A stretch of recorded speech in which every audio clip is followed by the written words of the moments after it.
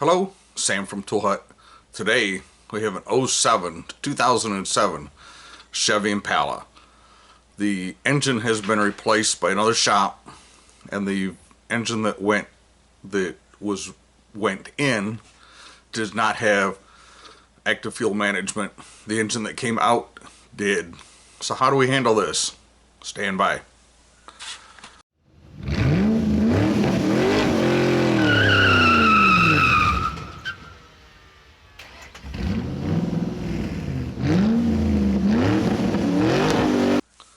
Okay, so this is what we got. Got a 2007 Chevy Impala. They took a 3.9 liter engine out with active fuel management. They put in what I suspect is a 3.5 liter without active fuel management. So how are we going to handle this? First of all, there's a bulletin from GM. We'll start with the bulletin. I'll put it up. It'll come up here next. And then I'll go through, show you what we got to do. So I'm going to tell you before we start, this requires a subscription to AC.co for programming, and it also requires a phone call to AC.co with the bulletin number. Stand by. Okay, so first thing I want to do is let's talk about this bulletin a little bit. So the bulletin is from General Motors. The reason that you're having to do the active fuel management delete essentially is that their GM has decided they're no longer making parts for it.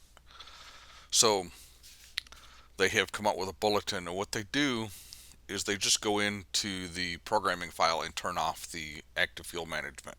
So when you call GM tech support, they're going to ask you for the VIN number of the vehicle, and then they're going to modify the file for the vehicle. So you don't have to be concerned with the customer having to replace the PCM later on and have to go through it again, because they changed the entire file for the vehicle.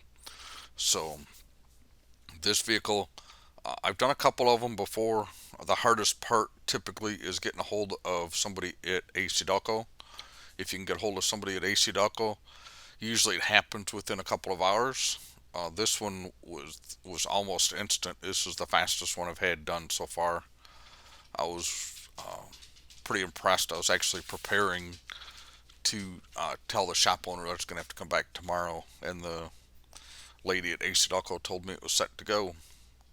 So I went ahead and did it. So once you have made your phone call to AC.co, the only thing you have to do is program the PCM. There's no lying to it, no workarounds, no nothing like that. So let's go through the programming process, and I will show you where the numbers are different. Just understand, before I did this vehicle, I checked it for an update, see if there was an update for this vehicle, and that's when I discovered that this vehicle did not have active fuel management on the engine. So it was completely up to date. All of the numbers matched before I started this process. So after you've signed into your AC.co account, the first thing you need to do is choose your device.